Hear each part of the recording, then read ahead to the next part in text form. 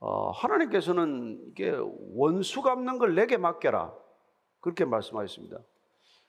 그렇다면 성경 전체의 문맥을 쭉 살펴보아도 사사롭게 우리가 원수를 갚는 것은 하나님이 금하셨다는 것을 알 수 있습니다. 그러면 한 개인의 어떤 복수하고자 하는 열망과 또 심지어 복수를 행하는 복수것과 하나님의 구원이라고 하는 큰 흐름과는 결코 상관이 없는 것일까요?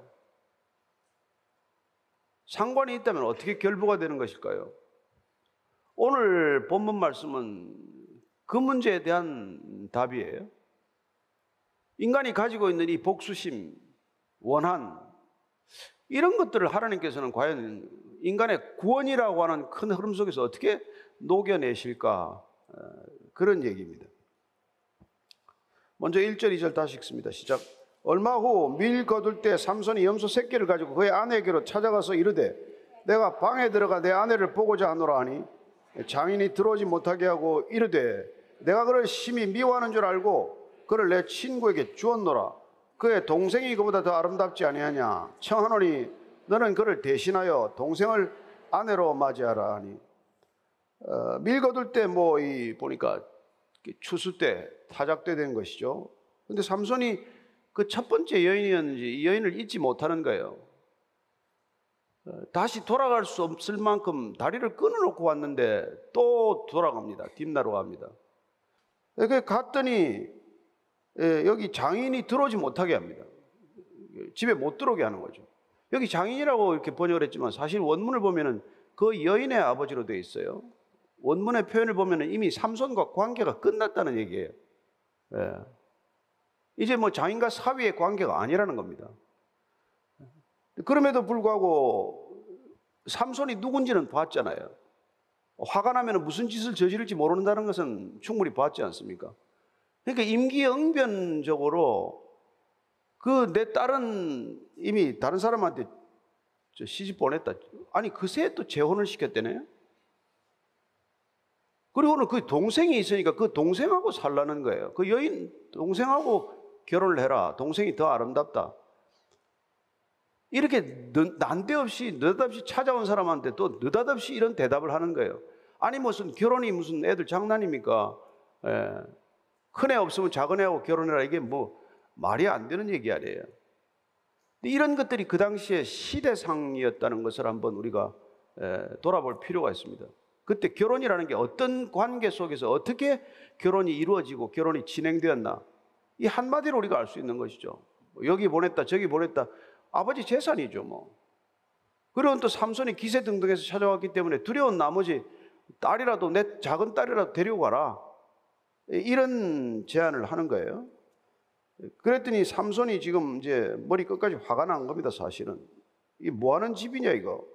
그래서 3절, 4절, 5절이에요. 시작. 삼손이 그들에게 이르되 이번은 내가 블레셋 사람들을 해할지라도 그들에게 대하여 내게 허물이 없을 것이니라 하고 삼손이 가서 여우 300마리를 붙들어서 그 꼬리와 꼬리를 메고 회를 가지고 그 두 꼬리 사이에 한 회를 달고 회에 불을 붙이고 그것을 블레셋 사람들의 곡식 밭으로 몰아들여서 곡식 단과 아직 배지 아니한 곡식과 포도원과 감람나무들을 사른지라. 그 삼손이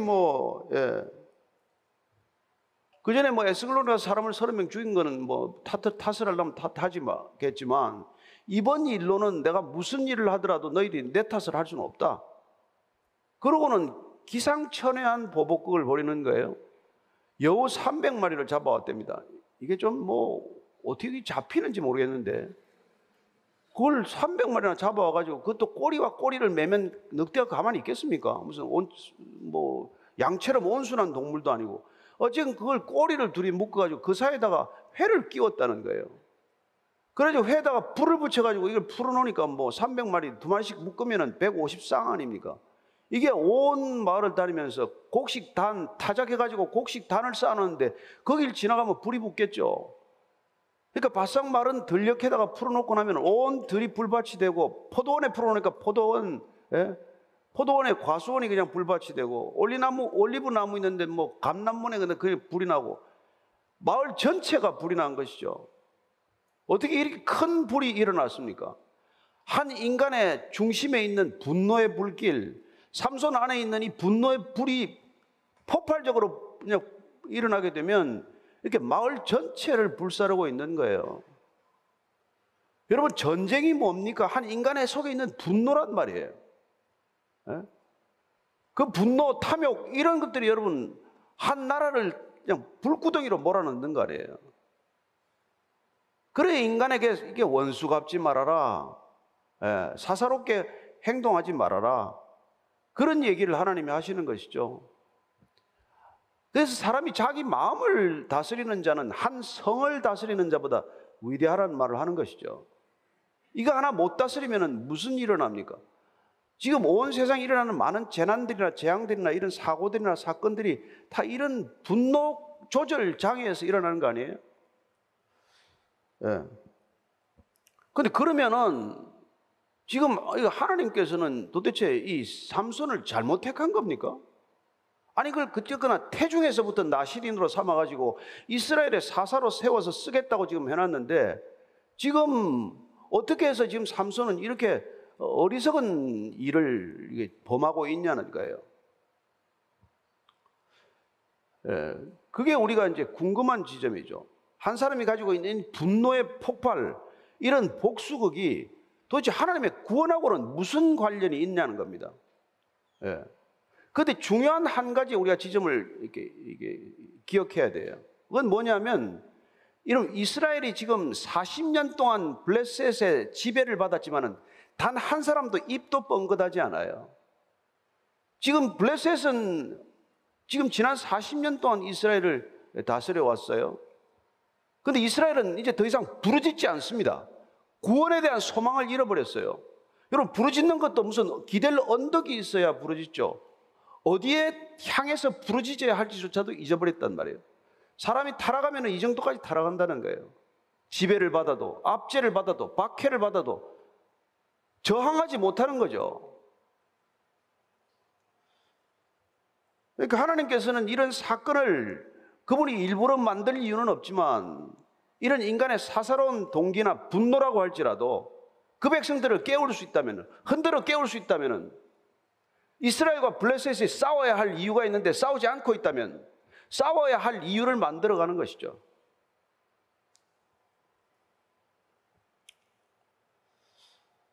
그러니까 우리가 하나님께서 공적인 분노, 공공의 이익을 위해서 분노해야 할 일에 분노하지 않으면은, 그럼 아무도 공적인 일에 분노하지 않는데 사사로운 일이라도 분노하게 만들어서 그 분노의 불길을 일으켜야 되지 않겠습니까? 그게 하나님께서 그 시대에 삼손이라는 사람을 통해서 일하기 시작한 이유라는 것을 알 수 있습니다. 자, 6절 읽습니다. 시작. 블레셋 사람들이 이르되 누가 이 일을 행하였느냐 하니 사람들이 대답하되 딥나 사람의 사위 삼손이니 장인이 삼손의 아내를 빼앗아 그의 친구에게 준 까닭이라 하였더라. 블레셋 사람들이 올라가서 그 여인과 그의 아버지를 불사르니라. 그러니까 뭐 딥나 이 지역 전체가 불바다가 되었을 것이고 곳곳에 그냥 불이 그냥 붙어서 불구덩이에 들어갔으니까 뭐 도대체 누가 이 일을 저질렀냐? 아, 딥나에 누가 있는데 그 집에 사위가 삼손이라는 자가 들어오더니 이러쿵 저러쿵 해서 지금 이런 난리가 났다. 그러면 그 장인 집이 어디냐? 전 장인 집에 한번 가보자. 가서 때로 몰려가 가지고는 그 집이 뭐 마침 불에 안 탔든지 불을 질러 가지고는 삼손의 전 장인과 전 아내 전처를 불살라 버린 거예요. 이거 무슨 이런 막장 드라마 얘기 아닙니까? 근데 어떻게 이렇게 성경에 이런 얘기가 기록될 수 있어요? 왜 기록했다고 생각하십니까? 이런 것밖에 기록할 일이 없는 거죠. 이게 시대상이에요. 그리고 없는 일 지금 꾸며낸 얘기입니까? 사실이기 때문에 그런 거란 말이에요. 사실 이런 일이 있었다는 것 아닙니까? 얼마나 끔찍한 일이 그 시대에 횡행했는지를 알 수 있는 것이죠. 무슨 법이 있고 무슨 치안이 있습니까? 아니, 남의 집에 가서 그냥 불 지르고 사람을 불태워 죽이는 게, 이런 일들이 여러분 비일비재한 거 아닙니까? 가장 끔찍한 게 뭐였어요, 그 당시에? 팔레스타인 지방의 가장 끔찍한 일은 인신 제사 아닙니까? 사람을 불태워 죽이는 제사 아니에요? 그것도 어린아이들을. 저항할 수 없는 어린아이들을 갖다가 하나님께 무슨 신께 제물이라고 태워서 바치는 그런 지경이었단 말이에요. 그래서 그거 좀 그만하라고 이스라엘 백성을 그 땅에 넣었더니 그걸 멈추게 하기는 그냥 그들도 그 버릇에 젖어들고 우상 숭배에 그냥 넋이 빼앗겨버린 그것 때문에 지금 이 사사기라는 시대가 진행되고 있는 것 아니에요? 우리는 전체적으로 이 삼손의 얘기가 무슨 영웅담도 아니고 무슨 뭐 무용담도 아니에요. 구원의 역사 속에서 한 인간이 어떻게 세움을 받고 어떻게 쓰임을 받고 어떻게 구원의 역사를 하나님이 부르심 가운데서 동참하고 있느냐, 그걸 우리는 주목해서 보는 것이죠. 아, 이런 시대였구나. 뭐 모든 게 제약이죠. 뭐 하여튼 그러니까 뭐 가서 뭐 그냥 뭐 이미 삼손은 나실인으로서 부르심을 받았지만 나실인과는 아무 상관없이 살고 있어요. 하나님이 부르심을 받아도 그 당시에 누구도 하나님의 음성에 귀 기울이지 않았고 하나님의 부르심의 뜻에 순종하는 사람도 없었다는 것을 알 수 있고, 그리고 가서 그냥 멋대로 그냥 여자 하나 데려와서 그냥 결혼식 하다가 그냥 그 난리가 나가지고 사람을 30명씩 죽이고 또 그런 일이 있다고 해서 또 불을 지르고, 그 불을 지른 것에 대한 복수극으로 또 그 집에 가서 불난 집에 또 불을 또 지르고 사람을 죽이고, 이런 악이 배태되고 악이 잉태되고 악이 출산되고 악이 양육되는 시대다. 이게 그 시대상이에요. 그래서 하여튼 분노가 분노를 확산해가지고 걷잡을 수 없는 분노의 불길이 치솟는 걸 봅니다. 7절 8절입니다. 시작. 삼손이 그들에게 이르되 너희가 이같이 행하였은즉 내가 너희에게 원수를 갚고야 말리라고 블레셋 사람들의 정강이와 넓적다리를 크게 쳐서 죽이고 내려가서 에담 바위 틈에 머물렀더라. 원수를 갚고야 말리라. 지금 삼손은 원수 갚고 있는 거예요. 지극히 사사로운 동기로 어지러운 일들을 만들고 있는 겁니다. 그러나 그럼에도 불구하고 하나님은 이 일을 통해서 지금 이스라엘의 지평뿐만 아니라 블레셋의 지평을 뒤흔들고 있는 거예요. 이 사람 하나 가지고, 지금 삼손 혼자 움직이고 있습니다. 아무도 도와주지 않아요. 아무도 도와주지 않아요. 나중에 삼손 잡아줍니다. 그죠? 근데 여러분, 이게 우리는 하나님께서 우리에게 베푸시는 구원의 큰 밑그림, 이 윤곽이라는 걸 우리가 아셔야 됩니다. 이스라엘 백성들은 사사를 위해서 부르짖지 않았어요. 이제 구원해달라고 요청하지 않았습니다. 그럼에도 불구하고 하나님께서는 40년이 되매 이 삼손이 태어나게 하시고 삼손을 통해서 이스라엘 백성들에게 또다시 구원의 자리로 이끌어갈 계획을 가지고 계셨다는 것입니다. 이게 놀라워요. 그게 지금 삼손이 원수를 갚고 말리야 개인적인 복수극이죠. 그런데 삼손이 지금 개인적인 개인사같이 보이지만 이 복수극을 통해서 이스라엘이 블레셋으로부터 저항하고 일어나도록 하는 그런 역할을 하고 있다는 것을 우리가 살펴볼 수 있는 것이죠.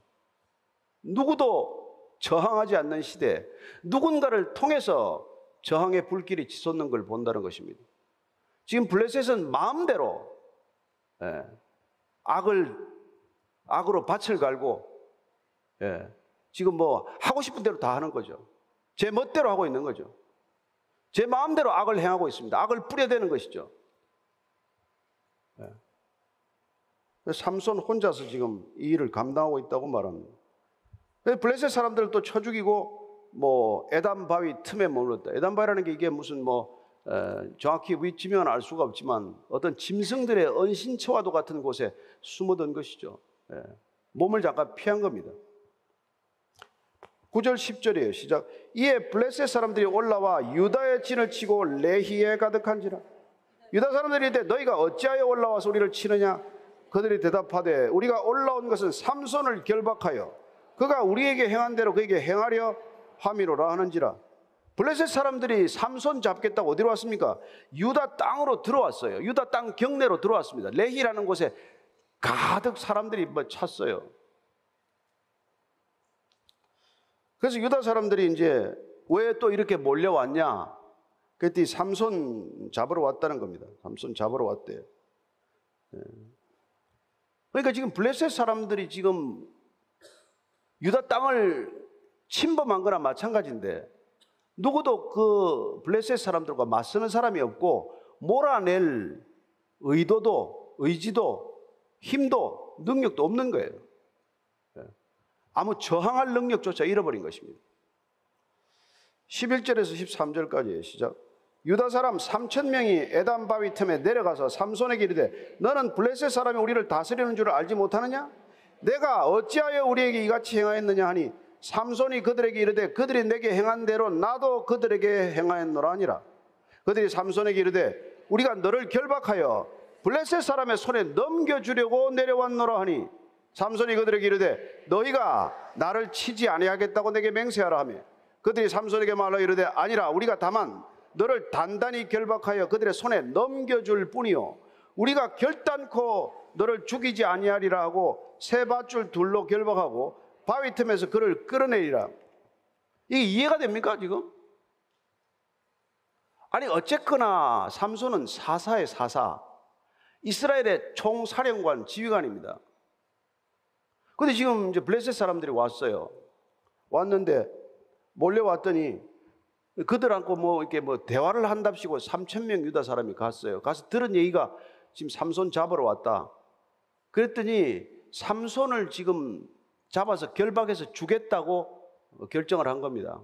유다 사람 3,000명이. 유다 사람 3,000명이면 작은 사람이 아니잖아요. 기도는 300명 용사 가지고 싸우기도 했잖아요. 그러나 지금 이들은 뭡니까? 우리는 블레셋과 전쟁하는 것보다 싸우는 것보다도 우리는 화평을 택했노라. 명분 얼마나 좋습니까? 전쟁보다도 화평을 택한다는데 화평을 택하기 위해서 총사령관 잡아주겠다는데 여러분 자국민이라면 평범한 사람이 하나 뭐 잘못을 저질러서 도망왔다 하더라도 그 사람을 내주지 않는 게 자국민 보호 원칙 아니에요? 그게 나라 아닙니까? 그런데 지금 자국민 한 사람을 보호하는 차원이 아니라 이스라엘의 지금 사사를 이스라엘 사람들이 붙잡아서 결박해서 넘겨주겠다는 거예요. 근데 참 삼손이 그 형제들이 결박할 때는 저항도 안 해. 그래, 내가 간다. 이게 여러분 십자가를 지는 거지 뭐 딴 게 십자가입니까?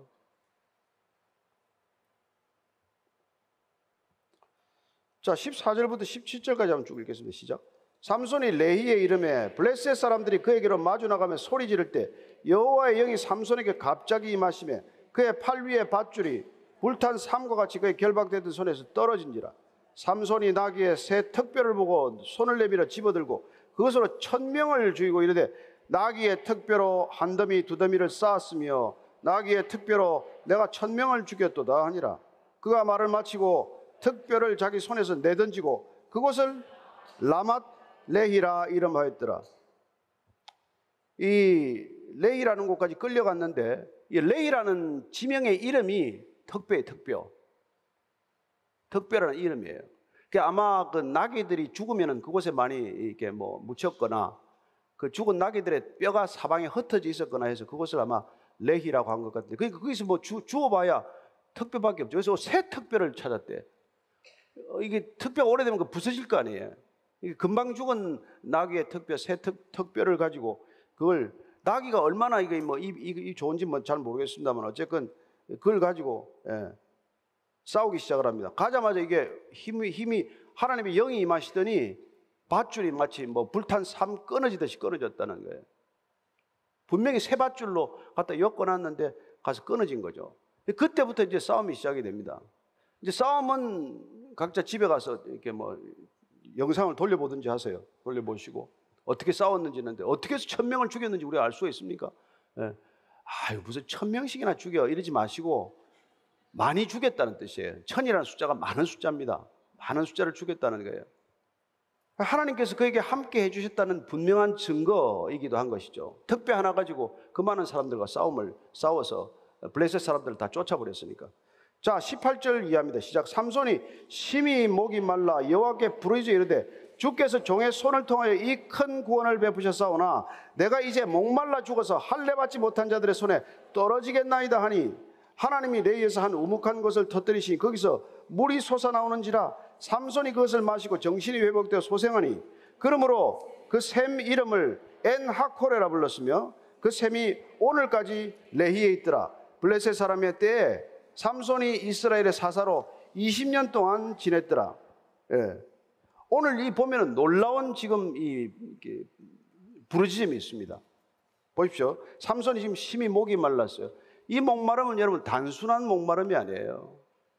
생명의 지력이 다 빠져나간 때문에 지금 생기는 목마름이란 말이에요. 우리가 목마른 것은 욕심 때문에 목마른 거예요. 우리는 탐욕 때문에 목이 마른 사람들이에요. 뭘 더 얻고 싶은데, 더 가지고 싶은데 안 가져서, 못 가져서 목이 마른 사람들이에요. 지금 삼손이 목마른 것은 모든 생명을 쏟아 부었기 때문에 목마른 거예요. 의에 줄이고 목이 마른 상태란 말이에요. 이게 의에 줄이고 목이 마른 거예요. 그는 자기의 생명을 던져서 어쨌건 싸움을 싸우지 않았습니까? 누가 목숨 걸고 싸우는 사람이 이 세상에 몇이나 됩니까?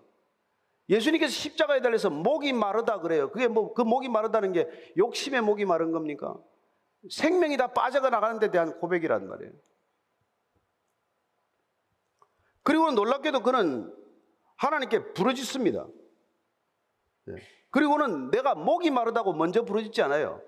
주의 종을 손을 통하여 이 큰 구원을 베푸셨습니다. 그랬더니 하나님께서 귀가 번쩍 뜨였어요. 내가 구원하는 줄 너희들이 알고 있느냐? 어느 누구도 지금 구원이 임한 줄 모르죠.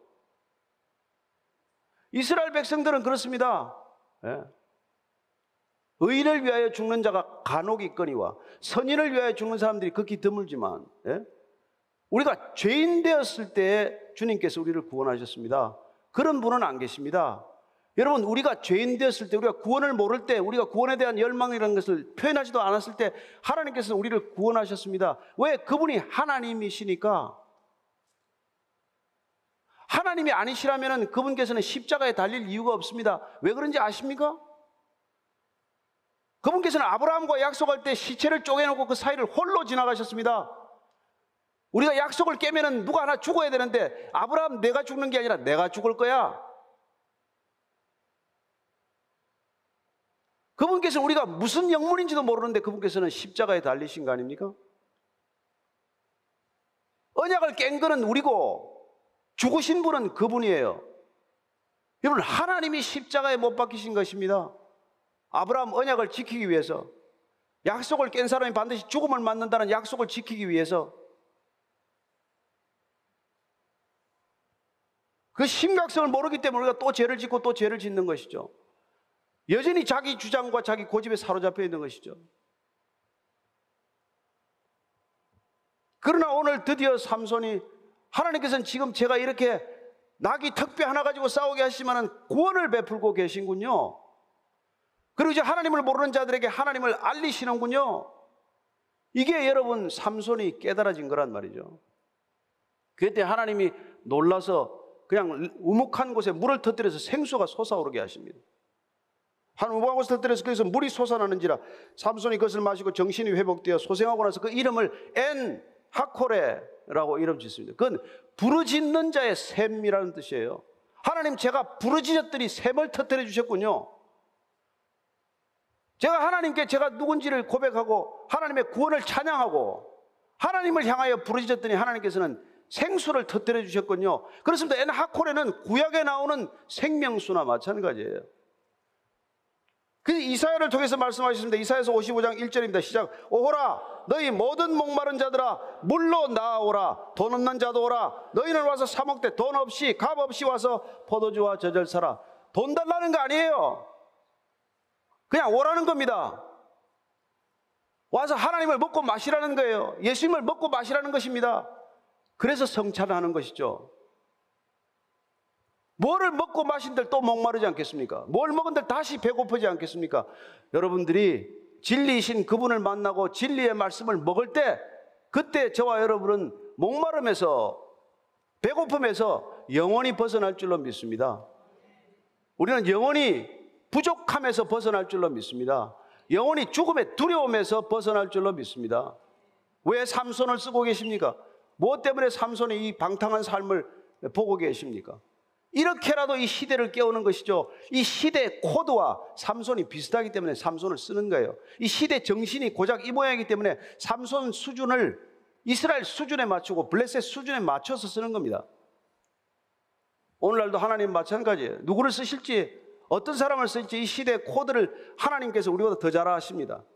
우리는 우리끼리 만든 코드에 맞춰 살지만 하나님께서는 이 시대를 깨울 코드, 이 시대를 흔들어서 다시 하나님께로 부르짖을 일들을 만들고 계신 것이죠. 왜 이렇게 혼란스럽습니까? 왜 이렇게 온 사방에서 이렇게 환란이 일어나고 있습니까? 무슨 재앙들이 이렇게 많이 일어납니까? 흔들어 깨우는 걸 모르시겠습니까?